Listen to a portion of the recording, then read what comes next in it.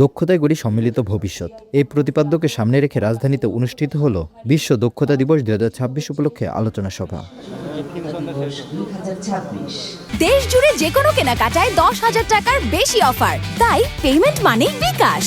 28 জুলাই রাজধানীর আগারগাঁয়ে জাতীয় দক্ষতা উন্নয়ন কর্তৃপক্ষ আয়োজিত অনুষ্ঠানে প্রধান অতিথির বক্তব্যে রাশেদ আল মাহমুদ তিতুমির বলেন, দেশের যুবশক্তিকে দক্ষ মানব সম্পদে রূপান্তর করতে শিল্প খাতে চাহিদাভিত্তিক প্রশিক্ষণ, দক্ষতার স্বীকৃতি এবং দেশ বিদেশে কর্মসংস্থানের সুযোগ আরও সম্প্রসারণ করতে হবে।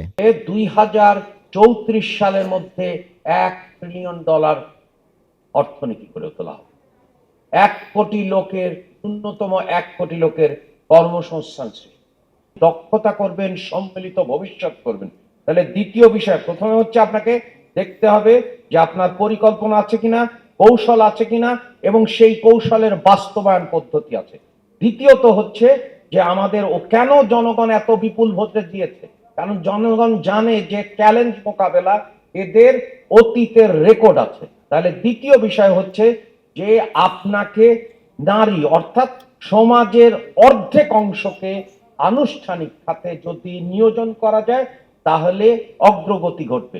আলোচনা সভায় আরও জানানো হয়, শিল্প খাতে চাহিদাভিত্তিক প্রশিক্ষণ, দক্ষতার স্বীকৃতি এবং দেশ বিদেশে কর্মসংস্থানের সুযোগ সম্প্রসারণের মাধ্যমে দেশের যুবশক্তিকে দক্ষ মানব সম্পদে পরিণত করতে হবে।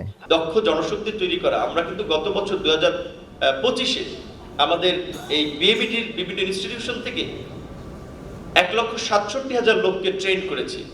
ইভেন উইমেন যারা ওয়ার্কার বাইরে যাবে তাদেরকে আমরা যেটা চিন্তা করছি, মন্ত্রণালয়ের একটা পুল থাকবে বা যারা বিভিন্ন ট্রেডে প্রশিক্ষণ নিচ্ছে, যখন কোনো দেশের সাথে আমাদের আলাপ আলোচনা হবে যে তার ধরেন 5,000 সে ফর এক্সাম্পল এগ্রিকালচারের লোক প্রয়োজন হবে, যে ভাই আমার 10,000 রেডি, অল ডাটাবেসের হেয়ার, তুমি চাইলে এখান থেকে চুজ করে নাও।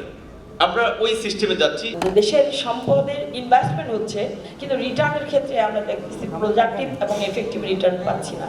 তাহলে সেই জায়গাগুলো স্ট্রিমলাইন করার জন্য সবার পুরো 23টা মিনিস্ট্রি এবং বেসরকারি অর্গানাইজেশন সবারই মানে কোঅর্ডিনেটিং বডি হিসেবে এনএসডি এর জন্ম। তো সেই কোঅর্ডিনেটিং বডি অ্যাপেক্স বডি হিসেবে কাজ করতেছে আমরা স্কিল স্ট্যান্ডার্ডাইজেশন প্রসেসটাকে কনফার্মেশন করার জন্য। অনুষ্ঠানে সরকারি বেসরকারি বিভিন্ন প্রতিষ্ঠানের প্রতিনিধি, বেসরকারি সংস্থা, তরুণ ও যুব প্রতিনিধিরাও উপস্থিত ছিলেন।